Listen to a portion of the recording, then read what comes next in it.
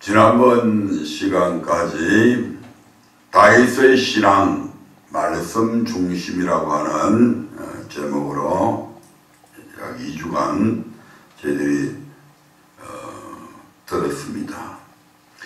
여호와께 묻자와 가로되, 다윗은 목자의 음성을 따르는 양처럼 하나님의 음성을 따르며 살았던 사람입니다.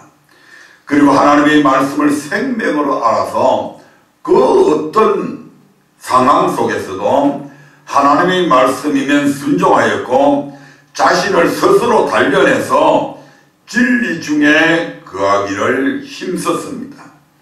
이처럼 말씀 중심의 신앙으로 살았던 다윗은 하나님의 마음에 합한 자였습니다. 이런 다윗에게 하나님께서는 넉도록 부하고 존귀하다가 열조로 돌아가는 그런 복을 또한 허락해 주셨습니다. 이 같은 말씀 중심의 삶과 더불어 다윗이 하나님께 인정받을 수 있었던 것은 그의 삶이 온전히 기도로서 하나님만 의뢰하는 삶이었기 때문입니다. 기도 중심이었던 다윗의 신앙은 그의 인생 전반에 걸쳐서 두루 잘 나타나 있습니다. 그는 어떤 길로 행하여야 할지 결정해야 하는 선택의 기로에 섰을 때마다 가장 먼저 하나님께 기도함으로 여쭈어 보았습니다. 그리고 생명이 위협받는 위기의 순간은 물론 그의 삶 속에 닥친 환난과 고통의 순간마다 오직 여호와 하나님만 의뢰하였으며 범죄하게 되었을 때에도 눈물의 기도로 하나님의 긍휼하심을 구하였습니다. 이처럼 다윗은 무슨 일을 만나든 매사에 하나님께 먼저 기도하며 하나님의 도우심을 간구하였던 기도 중심의 사람이었습니다. 이런 그에게 하나님은 늘 좋은 것을 허락하시어 최선의 길로 인도하셨으며 모든 환난과 위기를 벗어나서 승리하게 하셨습니다. 그리고 그의 허물을 사하여 주셨으며 죄의 가리움을 받게도 해 주셨습니다. 그의 삶을 영화롭고 존귀하게 만들어 주신 것입니다. 이러한 다윗의 신앙과 삶을 통해서 우리는 우리의 신앙을 어떻게 갖고 가야 하며 단련해야 하는지 깨달을 수가 있습니다. 다윗의 신앙, 기도 중심. 다윗은 모든 일에 하나님의 뜻을 먼저 구하는 그런 사람이었습니다. 이 길일까? 아니면 저 길일까? 어느 길을 택해야 할지 선택의 기로에 섰을 때 그 답을 구하기 위해 우리가 찾는 대상은 누구입니까? 때로는 부모님일 수도 있겠고 가까운 친구일 수도 있습니다. 때로는 그러한 일에 대한 경험이나 지식이 많은 사람을 찾아서 답을 구할 수도 있습니다. 어떤 이는 자신의 판단을 가장 신뢰해서 스스로 답을 내려서 결정을 하기도 합니다. 다윗에게도 그러한 선택의 순간이 참으로 많았습니다. 그때마다 그가 보여준 모습을 통해서 그의 신앙의 포커스가 어디에 맞춰져 있었는지를 우리는 잘 알 수가 있습니다. 다윗이 여호와께 묻자와 가로되, 오늘 본문의 말씀 중에 나오는 내용들이죠. 다윗이 자신을 뒤쫓는 사울을 피해서 도망 다니던 때였습니다. 그는 블레셋 사람이 그일라 땅을 침략해 들어와서 그 땅에 타작마당을 탈취하였다는 소식을 전해 듣게 됩니다.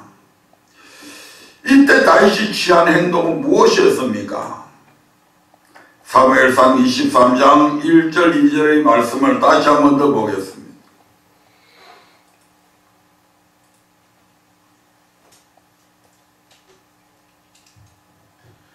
혹이 다윗에게 구하여 가로되, 보소서 블레셋 사람이 그일라를 쳐서 그 타작 마당을 탈취하더이다.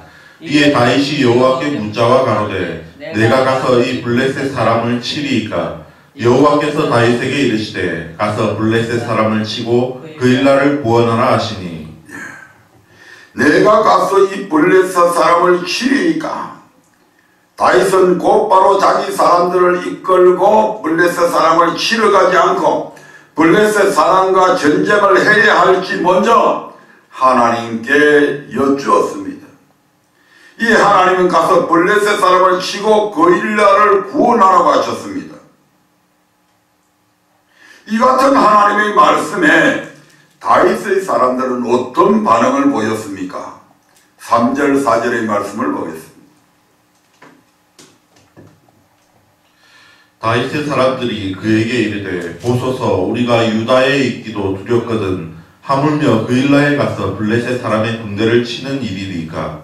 다윗이 여호와께 다시 묻자온데 여호와께서 대답하여 가라사대 일어나 그 일나로 내려가라. 내가 블레셋 사람을 내 손에 붙이리라 하시니라. 아멘. 다윗의 사람들이 당연히 이렇게 말할 수가 있습니다. 왜냐하면 당시의 다윗의 상황이 어떻습니까? 그는 자기의 왕 사울이 자기를 죽이려 하기 때문에 지금 도망자 신세가 되어 있습니다. 첫 번째 다윗이 그 사울의 손길의 위험을 느끼고 도망간 곳이 바로 블레셋이었습니다. 그러니까 블레셋에 다윗이 들어가니까 그 블레셋에서 다윗을 알아본 사람들이 블레셋 왕인 아기스에게 다윗을 당장 붙잡아서 고발을 합니다. 이놈이 바로 우리의 장군인 위대한 장군인 골리앗을 죽인 그 원수놈입니다. 이놈을 이대로 블레셋 땅에 가만두셔야 되겠습니까? 당장 이놈을 사형에 처하든지 옥에 가두든지 해야 되지 않겠습니까? 그래서 다윗은 끌려서 아기스 왕에게 가게 됩니다. 그때 다윗이 어떤 짓을 합니까? 이대로 끌려가서는 죽는다. 그러한 생명의 위협을 느끼고 다윗이 쇼를 하는 거죠. 미친 체하고 걸음도 똑바로 못 걸고 어기적 하면서 입에는 침을 질질 흘리고 마치 중풍병 걸린 사람처럼 그런 식으로 해서 아기스 왕에게 갑니다. 아기스 왕이 그 꼬라지를 보니까 이건 완전히 미친놈이에요. 야, 이 블레셋 땅에 미친 사람이 없어서 이 미친놈을 내한테 지금 데려와가지고 이놈을 처단하라고 그러냐 하고 다윗을 쫓아내버립니다. 그래서 자기의 생명을 보존하고 다윗이 블레셋 땅에 더 있어서는 안 되겠구나 하고 있던 차에 선지자가 다시 유다 땅으로 가라고 하는 조언을 듣고 지금 유대 땅에 들어왔습니다.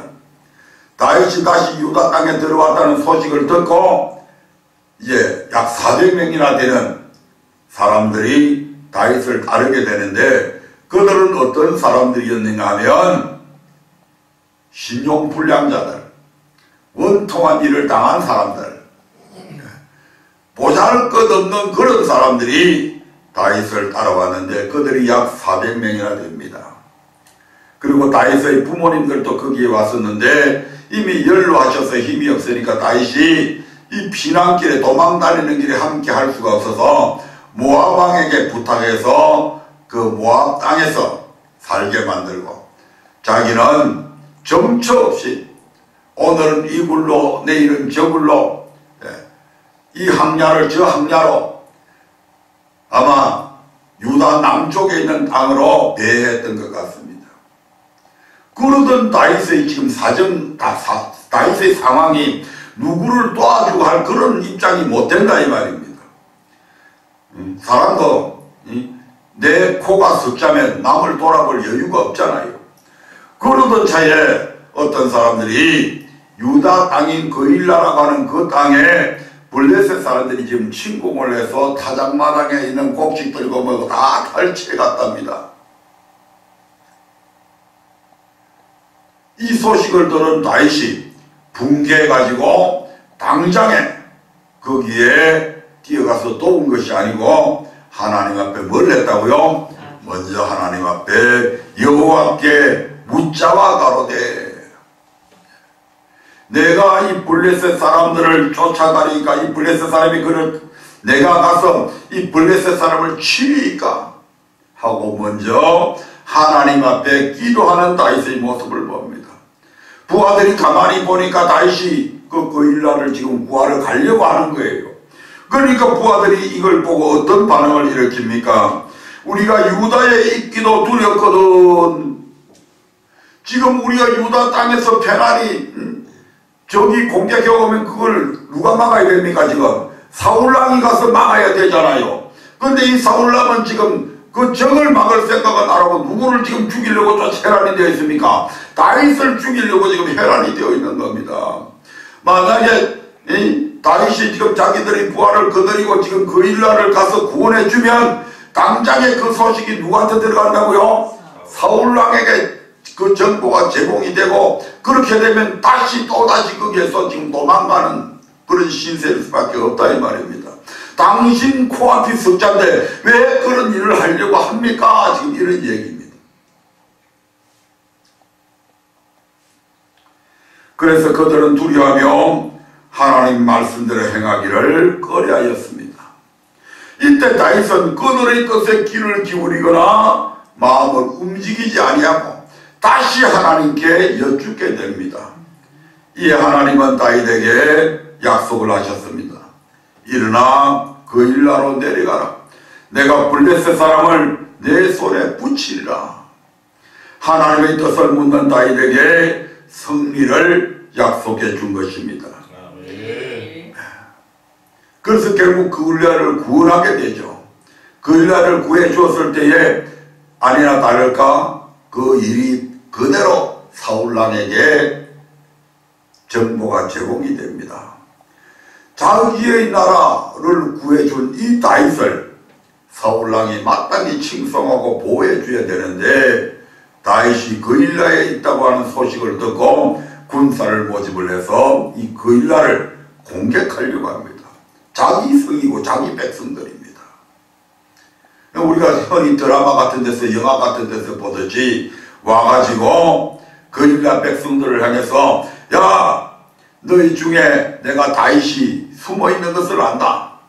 내가 이제 이 거일라 성을 침공을 할 텐데 다윗만 나한테 넘겨주면 내가 결단코 이 성을 멸하지 않겠다. 이렇게 협박을 하면 결국 다윗을 내어주게 되잖아요. 그것까지도 다윗은 사울이 지금 거일라를 치러 온다는 걸 알고 그것도 하나님 앞에 기도합니다. 만약에 사울이 오게 되면 거일라 백성들이 나를 사울왕에게 내어주겠습니까? 안 내어주겠습니까? 하나님께서 내어주게 되어 있다고 말씀하시죠. 그래서 다윗은 다시 거일라를 구원만 해주고 자기 식소들을 거느리고 또다시 광야로 숨어 들어가게 됩니다. 그래서 사울이 오던 길을 다시 거일라 성에서 떠났다는 걸 알고 다시 발걸음을 돌이키게 되죠. 이처럼 다윗은 그의 모든 삶에 있어서 철저하게 하나님 앞에 기도함으로 하나님의 인도하심을 따라갔던 사람입니다. 또한 사울 왕을 피해서 블레셋의 시글락에 머물러 있던 때에 다윗이 이제 시방무지에서 사무엘상 26장에 보면 시방무지에서 자기를 죽이러 온 사울을 용서해 줍니다. 근데 그 사울이 용서해 줬지만 또다시 자기를 공격해 올 것을 아는 거예요. 그래서 다윗이 더 이상 이 유다 땅에 머물지 못하고 이번에는 전에는 혼자 갔지만 이번에는 블레셋 땅으로 자기의 군사 400인을 거느리고 망명을 가게 되는 거죠. 그러다가 그 망명한 기간이 불과 한 1년 4개월 정도 되는데 1년 4개월 후에 결국 사울왕은 죽게 됩니다. 그래서 시글락에 머물러 있을 때에 다윗은 사울의 사망 소식을 듣게 되죠. 당시 다윗은 사울을 죽이기 전부터 이미 사무엘 선지자로부터 이스라엘 왕으로 기름 부음을 받은 상태였습니다. 그런데 이제 사울왕이 죽었습니다. 그러면 그냥 그 사울의 사망 소식을 접했을 때 곧바로 유다로 올라가서 왕이 될 수 있습니다. 하지만 그런 상황 속에서도 그는 어떻게 하였습니까? 사무엘하 2장 1절의 말씀을 보겠습니다. 이미 다 밥이 다 돼 있어요. 가서 퍼먹기만 하면 되는 거예요. 그런데도 다윗은 하나님 앞에 그 후에 다윗이 여호와께 물어 가로되 내가 유다 한 성으로 올라가리이까? 여호와께서 가라사대 올라가라. 다윗이 가로되 어디로 가리이까? 가라사대 헤브론으로 갈지니라. 아멘. 이미 기름 부음을 받았고 사울 왕은 죽었습니다. 그럼에도 불구하고 내가 유다에 있는 한 성으로 올라가리이까? 올라가면 되겠습니까? 하고 다윗은 여호와께 여쭈었습니다. 그러니까 하나님은 그에게 올라가라고 말씀하시니까 내가 어떤 성으로 올라가리까? 어디로 가리까? 참 구체적으로 묻습니다. 다윗의 무렵에 하나님은 헤브론으로 올라가라고 정확하게 지시해 주셨습니다. 이렇듯 다윗은 항상 하나님께 자신의 행하여야 할 길을 여쭈었습니다.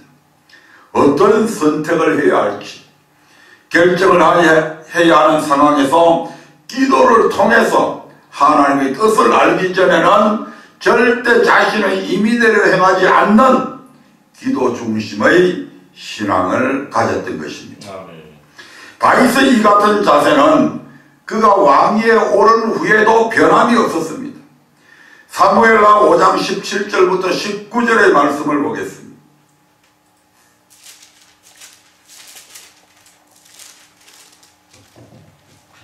이스라엘이 다윗에게 기름을 부어 이스라엘 왕을 삼았다 함을 블레셋 사람이 듣고 다윗을 찾으러 다 올라오매 다윗이 듣고 요회처로 나가니라.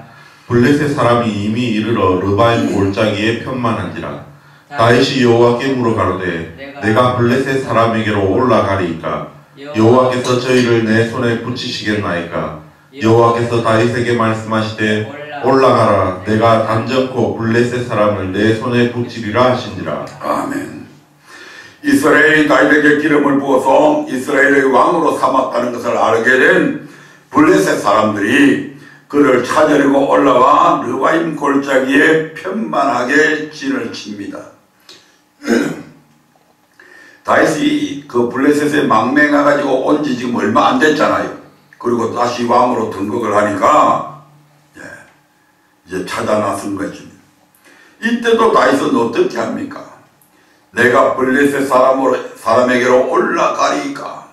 여호와께서 저희를 내 손에 붙이시겠습니까? 다윗은 블레셋 사람이 자신과 맞서 싸우기 위해 올라왔다는 말을 듣고서도 섣불리 자신의 생각대로 움직이지 않았습니다. 블레셋과 싸우러 나가야 할지, 하나님께서 그 싸움에서 승리하게 해주실지 먼저 하나님께 여쭈어 보았습니다. 이 하나님은 말씀하시죠. 올라가라. 내가 단정코 블레셋 사람을 내 손에 붙여주겠다. 다윗에게 승리를 약속하신 것입니다.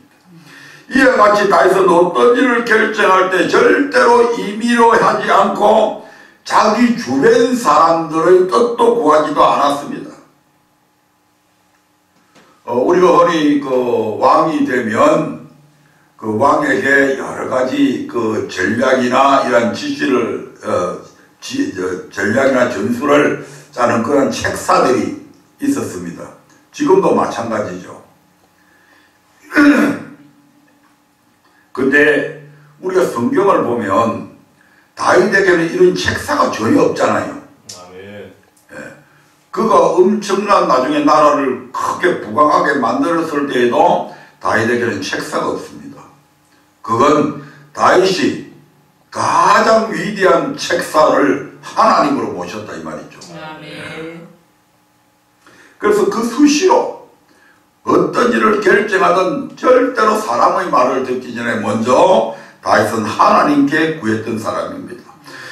충분히 자기 혼자 생각하고 결정할 수 있는데도 불구하고 먼저 하나님의 뜻을 묻고 그 지시하시는 대로 행하였다 이 말입니다. 이러한 기도 중심의 신앙으로 매사에 하나님께 여쭈었을 때에 하나님은 다윗을 항상 선한 길로 인도하셨고 그에게 승리를 안겨주셨습니다. 이와 반대로 살아간 사람이 있죠. 자신의 판단을 앞세웠던 사울이라고 하는 이스라엘의 초대왕이 있습니다.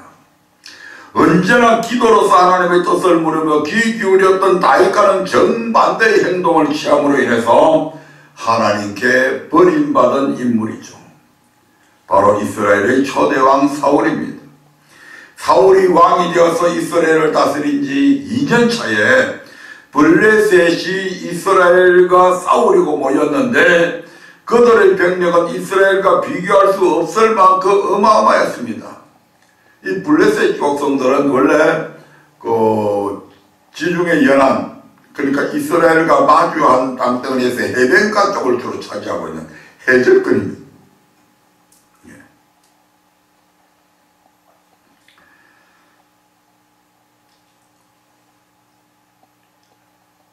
그래서 어마어마한 군사를 거느리고 블레셋이 이스라엘 땅을 침공했을 때 그 위급한 상황에서 이스라엘 사람들은 숨을 곳을 찾았고 사울을 쫓는 백성들은 두려움에 벌벌 떨고 있었습니다. 적들의 그 어마어마한 숫자에 압도당해버린 거죠. 왜냐하면 자기들은 군사를 모집해서 기껏해야 3,000명 정도의 군사를 모아왔는데 그 블레셋의 군사들은 3만 명이었습니다. 또 전차 부대도 6천 명이나 있었습니다. 3만 6천 명의 군대가 거기에 있고 자기들은 30명밖에 안 됩니다. 무기도 보잘것없습니다. 그 당시에 그 상황을 성경은 이렇게 이스라엘에는 뭡니까 이 철을 제조하는 그런 기술이 없었습니다. 그래서 이스라엘 백성들이 낫을 하나 만들려고 해도 블레셋 사람의 땅에 가가지고 낫을 만들어가 오고 하는 그런 시기였습니다. 우리가 드라마에서도 그런 걸 보죠. 그 주몽 그 드라마를 보면 거기에 이 철기방이라고 하는 그게 그 당시의 세계에서는 이 쇠를 녹여서 이 칼을 만드는 이런 기술들이 굉장히 약했습니다. 그래서 강철검, 어떤 쇠하고 부딪혀도 부러지지 않는 그런 검을 굉장히 그게 가장 강력한 무기였으니까. 근데 이스라엘 땅에는 이런 철을 만드는 기술이 전혀 없던 때입니다. 그래서 오죽하면 그 군사들 중에서 칼을 가지고 있는 자가 물론 왕도 가지고 있었겠지만 왕의 아들이 요나단 혼자서 칼 한 자로 갖고 있었어요. 그 군사들은 칼도 없었던 그런 시기입니다.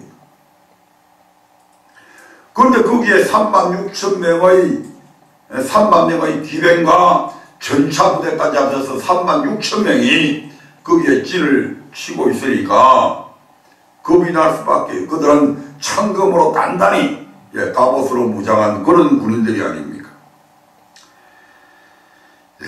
더구나 하나님 전쟁을 하려면 이제 하나님께 먼저 예배드리고 전쟁해야 했으니까 하나님께 제사를 드려줄 선지자 사무엘이 약속한 날이 지나도록 오지 않게 되자 백성들은 동요하게 되고 사울에서 그 3,000명 중에서도 또 흩어져서 도망가 버립니다.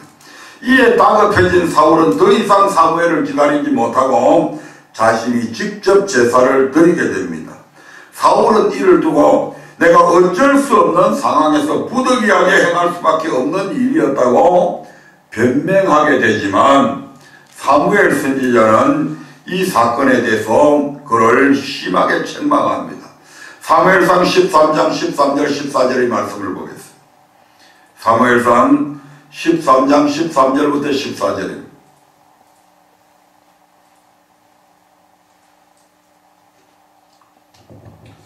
사무엘이 사울에게 이르되 왕이 망령되이 행하였도다. 왕이 왕의 하나님 여호와께 왕에게 명하신 명령을 지키지 아니하였도다. 그리하였다면 여호와께서 이스라엘 위에 왕의 나라를 영영히 세우셨을 것이오늘 지금은 왕의 나라가 길지 못할 것이라. 여호와께서 왕에게 명하신 바를 왕이 지키지 아니하였으므로 여호와께서 그 마음에 맞는 사람을 구하여 그 백성의 지도자를 삼으셨느니라 하고. 아멘. 사무엘은 사울이 직접 제사를 드린 일을 가리켜서 망령되이 행한 것이라고 하였습니다.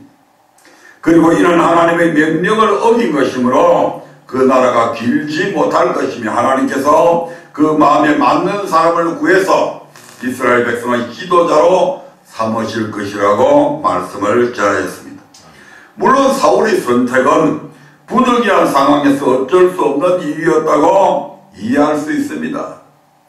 그러나 그 순간 그가 해야 할 일은 만약 다윗이었다면 분명히 하나님 앞에 먼저 기도했을 겁니다.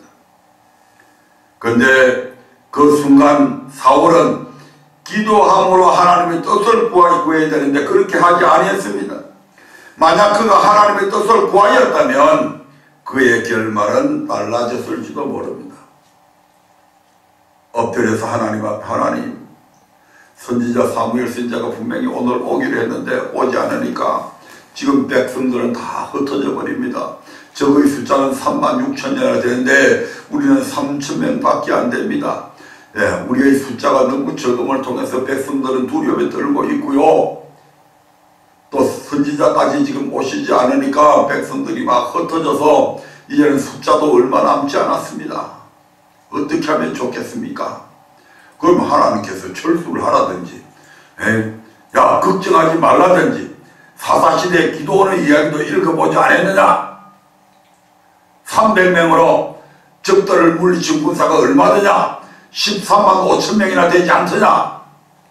그까지 3만 6천 명을 하나님이 이기지 못하라고 생각하느냐? 하나님께서 그거 뭐 3만이든 30만이든 그걸 두려워할 분이 아니잖아요. 아멘. 그런데 그가 기도하지 않고 자기가 해야 되지 않을 제사를 하나님 앞에 드리게 됩니다. 하나님의 말씀을 어겨가면서 제사 드리면 그 제사 하나님께서 받으실까? 안 받죠? 그러니까 아무 불필요한 짓을 한 거예요 지금. 똑같은 상황에서 철저히 하나님의 뜻을 물어서 그 명하신 대로 행하였던 다윗과 달리 그는 자신의 판단에 의지해서 하나님께 금하신 일을 행하였고 이로 말미암아 그 왕위가 폐하여지는 징계를 받게 되었던 것입니다. 똑같은 상황이 주어졌지만 대처하는 방법에 따라서 두 사람에게 주어진 결말은 이처럼 상반된 것이었습니다. 마찬가지로 우리 인생은 선택의 연속이라 해도 과언이 아닐 것입니다. 그때마다 사람들은 좀 더 나은 선택을 위해서 고민하고 또 고민합니다. 그리고 더 나은 선택을 하기에 조언을 해줄 만한 사람을 찾아다니기도 하지만 그렇다고 해서 항상 옳은 선택, 후회 없는 선택을 하는 것은 아닙니다. 선택하지 못한 일에 대한 아쉬움이 남기도 하고 잘못된 선택으로 돌이킬 수 없는 결과를 초래할 수도 있습니다. 그러나 기도하는 사람이라면 다릅니다. 아멘. 내 뜻이 아닌 하나님의 뜻을 구하고 그 뜻대로 쫓아가는 신앙의 사람은 어떤 상황에서도 평안할 수가 있습니다. 아멘. 왜냐하면 하나님께서 모든 것을 합력하여 선으로 선하신 뜻대로 이루어 가실 것을 믿기 때문입니다. 모든 일에 기도로서 하나님의 뜻을 구하며 그 뜻대로 행하였던 다윗, 기도 중심의 삶을 살았던 그에게 하나님은 늘 좋은 것으로 허락하셨습니다. 아멘. 이처럼 우리 역시 어떤 선택을 하든지 내 뜻을 내세우는 것이 아니라 먼저 기도함으로 하나님의 뜻을 구하고 그 뜻대로 순종하여야 합니다. 아멘. 그리할 때 하나님은 우리에게 가장 좋은 것으로 허락하시고 우리의 선택에 절대로 후회가 없게 하실 것이며 그것이 최선의 선택이요 최상의 선택임을 알게 하실 것입니다. 아멘. 하나님의 지혜가 우리의 지혜보다 못하시겠습니까? 우리는 한 시 앞을 몇 분 후에 일어날 일들도 모르지만 우리 하나님은 알파와 오메가가 되시는 분이십니다. 아멘. 그분은 우리의 시작과 모든 끝까지의 모든 사건의 내용들을 앞으로 행할 일까지도 다 알고 계시는 분이다 이 말이죠. 아멘. 그런 지혜로우신 하나님 앞에 기도하는 것, 이건 당연한 거잖아요. 아멘. 하나님을 믿는 사람이라면, 우리가 믿는 그 하나님이 정말 전지전능하신 분이심을 믿는 사람이라면 기도하는 건 너무너무 당연한 일입니다. 아멘. 그분에게 물어보는 건 너무너무 당연한 일입니다. 아멘. 내 판단에 의존할 것이 아니고 모든 것을 알고 계시는 그분한테 물어보는 것, 그건 너무나 당연한 일인데 그걸 물어보지 않는다는 것은 바로 우리의 교만함 때문이라고 말할 수밖에, 단정 줄 수밖에 없습니다. 그래서 시편에 나타난 다윗의 기도를 한번 살펴보려고 합니다. 다윗이 하나님만 의지하는 기도 중심의 삶을 살았다는 것은 위기의 순간마다 하나님께 간구한 그의 기도가 그대로 기록된 여러 시편을 통해서도 잘 알 수가 있습니다. 다윗이 기록한 시편은 모두 73편입니다. 시편 전체의 시편이 몇 편으로 구성되어 있습니까? 그걸 또 봐야 되나? 150편. 시편 전체의 내용이 150편입니다. 근데 그 중에 절반이면 75편이잖아요. 거기에서 2편 모자라는 73편을 다윗이 기록했습니다. 그 중 다수는 다윗이 환난 가운데 하나님의 도우심과 구원하심을 바라며 부르짖는 간구와 고백한 것을 기록한 것입니다. 시편 3편은 다윗이 압살롬과 그 신하들의 반역으로 쫓기는 상황 속에서 하나님의 구원하심을 바라며 기록한 시입니다. 3절 4절을 보겠습니다.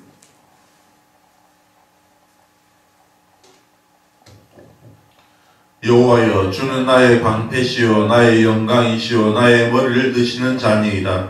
내가 나의 목소리로 여호와께 부르짖으니 그 성산에서 응답하시는도다. 아멘. 압살롬과 신하들의 반역으로 쫓기는 상황 속에서도 하나님의 구원하심을 바라며 뭐 했다고요? 부르짖었다. 기도했다 이 말입니다. 그러니까 하나님께서 뭐 했다고요? 응답하셨다. 시편 3편에서는 하나님의 도우심으로 압살롬의 반역에서 건져주실 것을 구하며 또한 극복하게 하실 하나님을 노래하고 있습니다. 시편 4편 1절부터 8절의 말씀을 같이 읽어보겠습니다.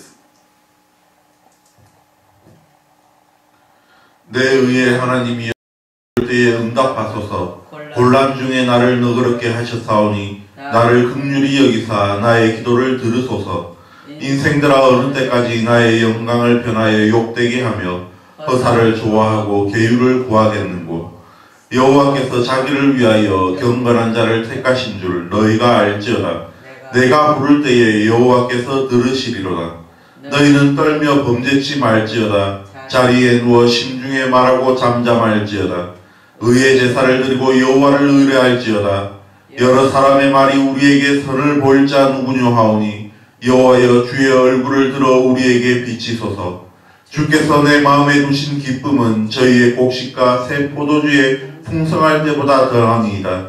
내가 평안히 눕고 자기도 하리니 나를 안전히 거하게 하시는 이는 오직 여호와시니이다. 아멘.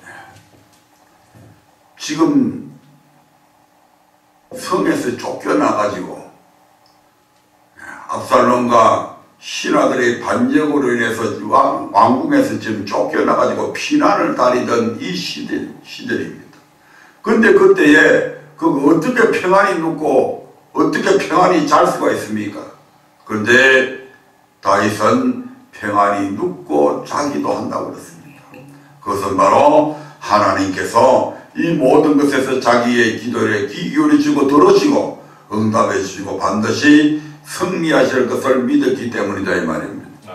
아멘. 시편 5편에서도 다윗은 압살롬의 반역을 두고 하나님의 보호하심을 더욱 간절히 구하며 악인의 심판과 의인의 승리를 노래하고 있습니다. 시편 5편 1절부터 12절까지의 말씀인데 너무 기니까 일단 생략하겠습니다. 나중에 읽어보시기 바랍니다. 시편 17편 7절부터 13절에서는 자신을 대적하는 원수에게서 벗어나게 하사 영혼을 구원해달라고 노래하고 있습니다. 시편 17편 7절부터 13절의 말씀을 한번. 주께 피하는 자를 그 일어나 치는 자에게서 오른손으로 구원하시는 주여, 주의 기이한 인자를 나타내소서. 나를 눈동자같이 지키시고 주의 날개 그늘 아래 감추사 나를 압제하는 악인과 나를 에워싼 극한 원수에게서 벗어나게 하소서. 저희가 자기 기름에 잠겼으며 그 입으로 교만이 말하나이다. 이제 우리의 걸어가는 것을 저희가 에워싸며 주목하고 땅에 엎드러뜨리려 하나이다. 저는 그 움킨 것을 찢으려 하는 사자 같으며 은밀한 곳에 엎드린 젊은 사자 같으니이다. 여호와여 일어나 저를 대항하여 넘어뜨리시고 주의 칼로 악인에게서 나의 영혼을 구원하소서. 아멘.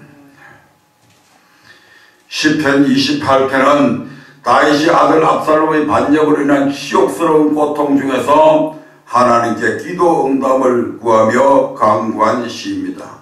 시편 28편 1절 2절을 봅니다.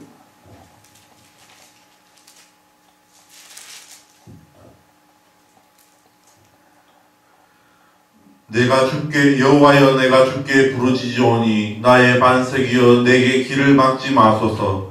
주께서 내게 잠잠하시면 내가 무덤에 내려가는 자와 같을까 하나이다. 내가 주의 성소를 향하여 나의 손을 들고 주께 부르짖을 때에 나의 간구하는 소리를 들으소서. 아멘.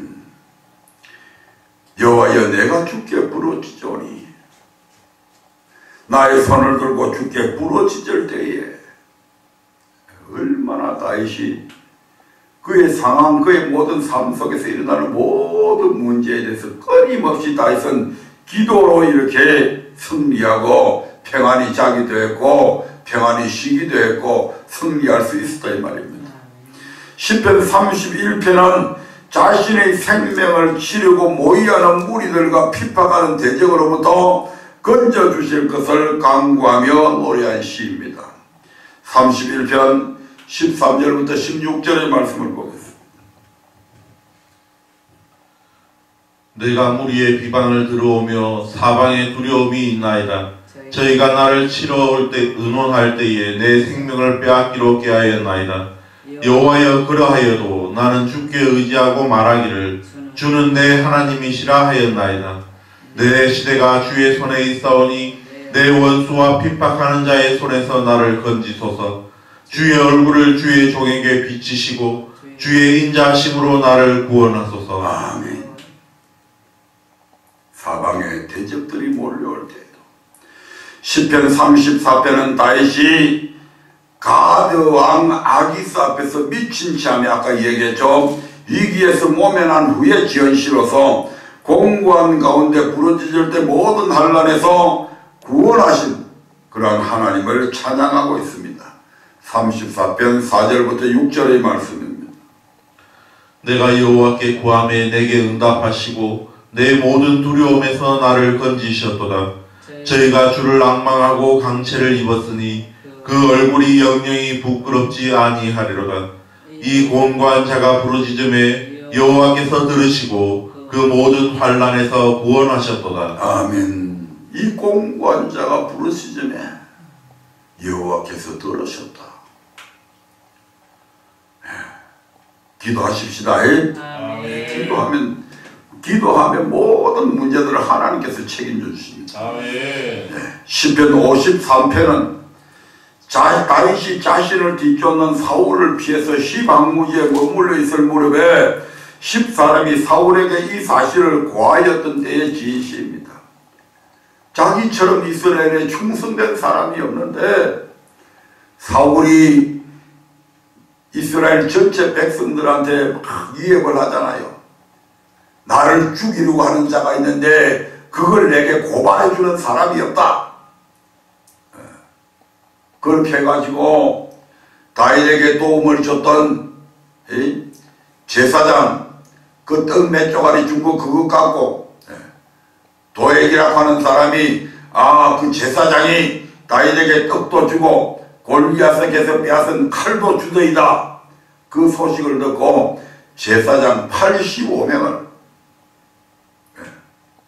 자기의 부하들에게 죽이라고 명령하니까 다른 부하들은 제사장 죽이기를 두려워해서 다 피하는데, 안 하니까 도액이라 하는 놈을 보고 야 네가 죽여라 그러니까 보람이 혼자서 85명을 다 죽이잖아.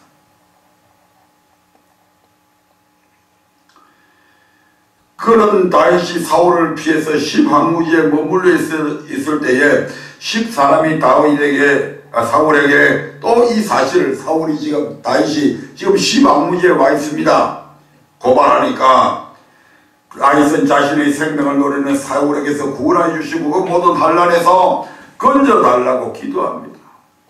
아니 이 앞전에 엔게디 항무지에서 죽었으면 이런 일도 없었을 텐데, 이렇게 기도하면서 또 죽일 기회를 주는데도 또 안 죽이잖아요. 참 위대한 사람입니다. 철저하게 말씀 중심, 철저하게 기도 중심의 삶을 살아갔던 사람입니다. 시편 54편 1절부터 7절을 봅니다. 방금 그 했네. 54편 1절부터 7절.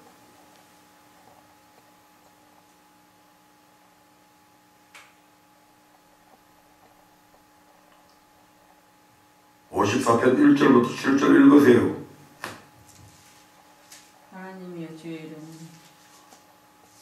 하나님이여 주의 이름으로 나를 구원하시고 주의 힘으로 나를 판단하소서. 하나님이여 내 기도를 들으시며 내 입의 말에 귀를 기울이소서. 외인이 일어나 나를 치며 강포한 자가 내 생명을 수색하며 하나님을 자기 앞에 두지 아니하였음이니이다. 하나님은 나의 돕는 자시라. 주께서 내 생명을 붙드는 자와 함께 하시나이다. 주께서 내 원수에게 악으로 갚으시리니 주의 성실하심으로 저희를 멸하소서. 내가 낙한 죄로 주께 제사하리이다. 여호와여 주의 이름에 감사하오리니 주의 이름이 선하심이니이다. 대저 주께서 모든 환난에서 나를 건지시고 내 원수가 보응받는 것을 나로 목독해 하셨나이다. 아멘. 다윗이 자신을 뒤쫓는 사울을 피해서 시방문에 머물러 있을 때 10사람이 사울에게 이 사실을 고하였던 때의 지은 시입니다. 다윗은 자신의 생명을 놓이는 사울에게서 구원해 주심이 그 모든 환난에서 건져달라고 지금 기도하고 있습니다. 시편 56편 역시 다윗이 가드에서, 즉 블레셋에서 블레셋 사람에게 잡혔을 때 지은 시입니다. 56편 1절부터 4절의 말씀을 봅니다. 하나님이여 나를 긍휼히 여기소서. 사람이 나를 삼키려고 종일 치며 압제하나이다. 나의 원수가 종일 나를 삼키려 하며 나를 교만히 치는 자 많사오니 내가 두려워하는 날에는 주를 의지하리이다. 내가 하나님을 의지하고 그 말씀을 찬송하올지라.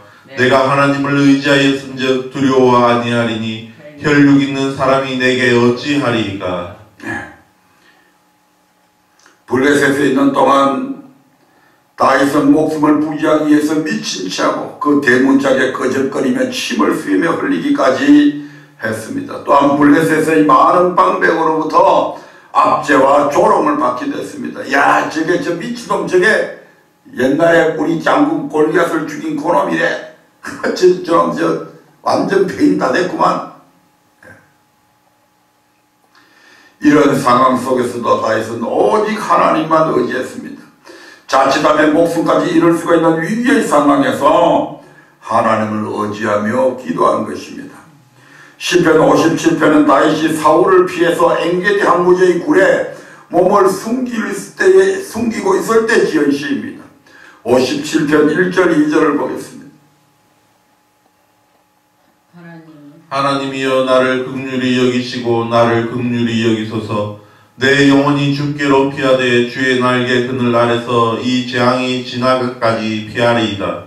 내가 지극히 높으신 하나님께 부르짖으며 곧 나를 위하여 모든 것을 이루시는 하나님께로다. 아멘. 당시 다윗은 사울에게 발견되면 언제든지 죽음에 내몰릴 수밖에 없는 그런 상황이었습니다. 이런 절박한 상황에서 사울을 피해 굴에 숨어있는 다윗의 심정이 어떠했을지는 가히 짐작할 수 있습니다. 그런데 하필이면 거기에 사울왕이 들어오잖아요. 얼마나 떨렸을까. 그 근데 다행히 사울 혼자 들어오는 겁니다. 그런 다윗의 마음이 그 유다 땅에 있는 동안에 얼마나 마음이 초조하고 가슴 졸이는 일들이 많았겠습니까? 하지만 이때도 다윗은 이 재앙이 지나가기까지 주의 날개 그늘 아래 피하게 해달라고 하나님 앞에 간구했습니다. 시편 59편은 사울이 사람을 보려 다윗을 죽이려고 그 집을 지켰을 때 지은 시입니다. 시편 59편 1절 2절입니다. 나의 하나님이여 내 원수에게서 나를 건지시고 일어나 치려는 자에게서 나를 높이 드소서. 사악을 행하는 자에게서 나를 건지시고 피 흘리기를 즐기는 자에게서 나를 구원하소서. 사울이 사람을 보내 다윗을 죽이려고 그 집을 지키고 있을 때 지은 시다. 이 말이 무슨 말입니까? 다윗이 사울의 사이가 되죠. 그래서 이제 자기 집에 그러니까 사울의 딸하고 지금 같이 살고 있을 때입니다. 그때 사울이 자기 부하들에게 지시해서 거기 지키고 있다가 급습을 해가지고 다윗을 죽이라고 사람을 보내잖아요. 그때 다윗이 얼마나 위급했던지 거기서 줄을 타고 도망을 했던가 아마 그렇게 될 겁니다. 그 사건. 나중에 그들이 집안에까지 들어와서 살펴보니까 사울이 이미 다윗이 이미 빠져나간 뒤였죠. 그 위급한 상황 속에서도 다윗은 지금 나의 하나님이여 내 원수에게서 나를 건지시고 일어나 치려는 자에게서 나를 높이 드소서. 사악을 행하는 자에게서 나를 건지시고 피 흘리기를 즐기는 자에게서 나를 구원해 달라고 하나님께 간구했습니다. 다 됐습니다. 시편 69편은 하나님께 기도할 때 많은 인자와 구원의 진리로 응답해 달라고 기도하는 내용이죠. 시편 69편 3절부터 17절의 말씀을 한번. 하나님께 기도할 때 많은 인자와 구원의 진리로 응답해 달라고, 환난 중에 속히 응답해 달라고 간구한 시입니다. 내가 부르짖으며 피곤하여 내 목이 마르며 내 하나님을 바람으로 내 눈이 쇠하였나이다. 무고히 나를 미워하는 자가 내 머리털보다 많고 무리히 내 원수가 되어 나를 13절부터 17절까지 보겠습니다. 여호와여 연락하시는 때에 나는 주께 기도하오니 하나님이여 많은 인자와 구원의 진리로 내게 응답하소서. 나를 수렁에서 건지사 빠지지 말게 하시고 나를 미워하는 자에게서와 깊은 물에서 건지소서. 큰 물이 나를 엄물하거니와 깊음이 나를 삼키지 못하게 하시며 웅덩이로 내 위에 그 입을 닫지 못하게 하소서. 여호와여 주의 인자심이 선하시오니 내게 응답하시며 주의 많은 긍휼을 따라 내게로 돌이키소서. 주의 얼굴을 주의 종에게서 숨기지 마소서. 내가 환난 중에 있사오니 속히 내게 응답하소서. 아멘. 시편 71편 역시 하나님의 구원과 도우심을 바라며 기록한 시입니다. 시편 71편 1절부터 5절을 봅니다. 여호와여 내가 주께 피하오니 나로 영영이 수치를 강케 마소서. 주의 의로 나를 건지시며 나를 풀어주시며 주의 귀를 내게 기울이시사 나를 구원하소서. 주는 나의 무시로 피하며 거할 바위가 되소서. 주께서 나를 구원하라 명하셨으니 이는 주께서 나의 반석이시오 나의 산성이심이니이다.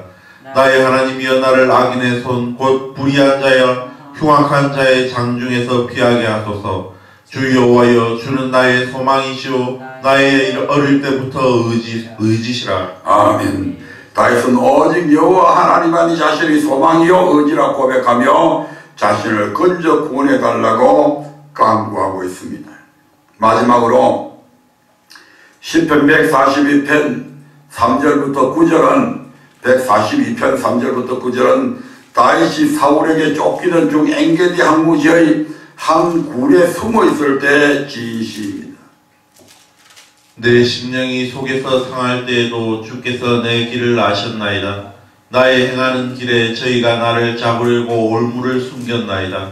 내 우편을 살펴보소서. 나를 아는 자도 없고 피난처도 없고 내 영혼을 돌아보는 자도 없나이다. 여호와여, 내가 주께 부르짖어 말하기를 주는 나의 피난처시요 생존 세계에서 나의 분기시라 하였나이다.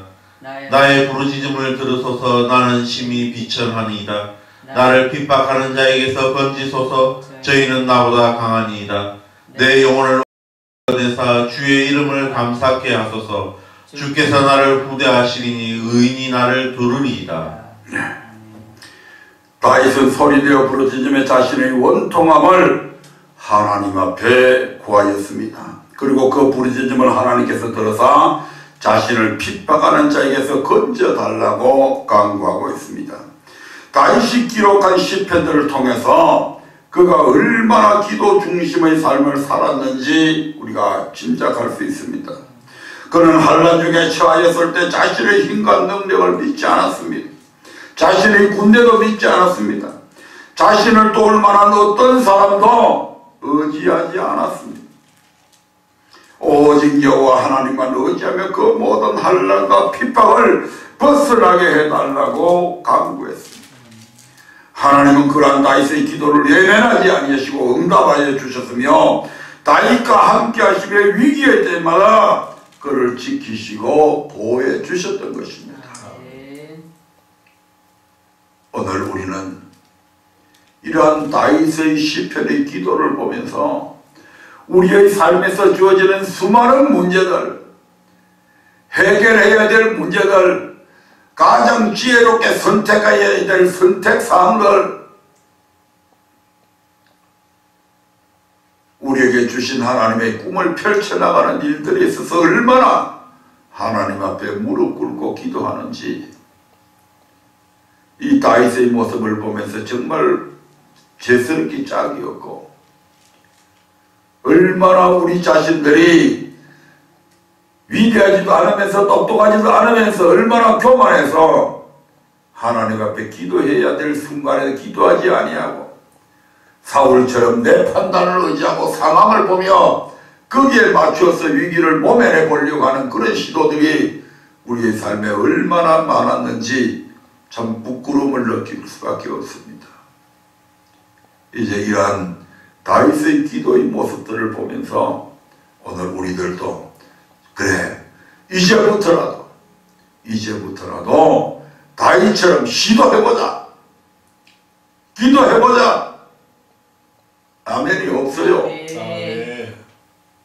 기도해야 돼요. 기도는 하나님만 의지하는 자들의 삶을 살아가고 있다는 표현입니다. 하나님을 의지하는 자들은 반드시 기도하게 되어 있습니다.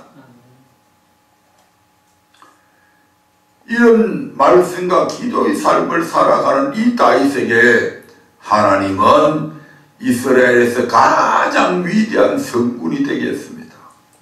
다윗보다 더 위대한 왕이 없잖아요. 다윗의 후에도 다윗보다 위대한 왕은 없습니다.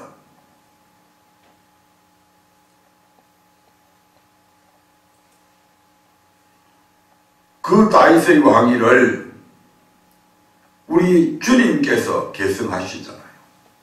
아멘. 얼마나 위대한 사람.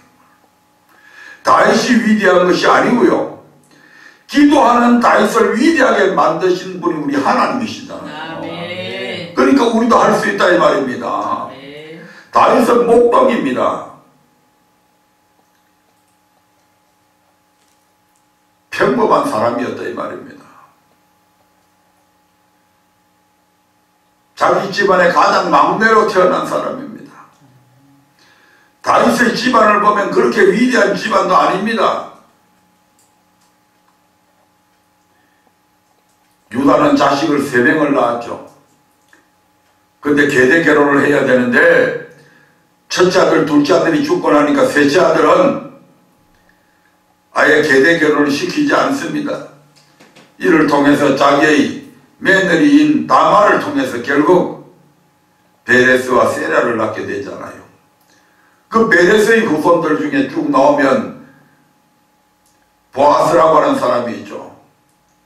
루시라고 하는 여자는 모압 여자입니다. 이방 여인입니다.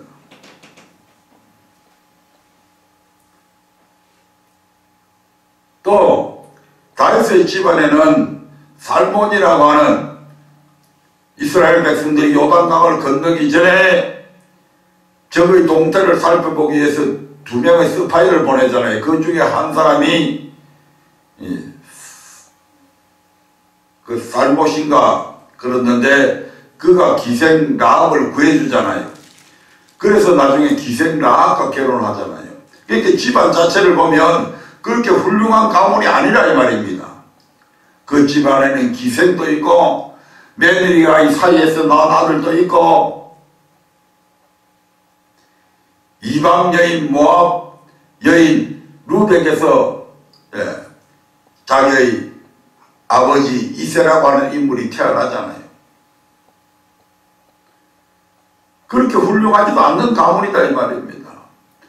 그럼에도 불구하고 이 다윗이 기름 부음을 받고 하나님의 말씀과 기도 중심으로 살아가니까 하나님께서 이스라엘에서 가장 위대한 성군이 되게 하시고 그 다윗의 후손을 통해서 왕위가 영원히 계승되게 하시고 우리 주님께서 그 다윗의 왕위를 물려받고 영원한 왕자에 오르시잖아요. 아멘. 아멘. 내가 왜 이 이야기를 하면 우리도 할 수 있다는 얘기입니다. 아멘. 왜냐하면 그렇게 만드시는 분이 누구다? 하나님이 그렇게 하십니다. 그래서 하나님은 말씀 중심, 기도 중심의 삶을 살아가는 자들에게 그와 같은 은혜를 베푸시고 그렇게 역사하신다 이 말입니다. 아멘. 기도하겠습니다.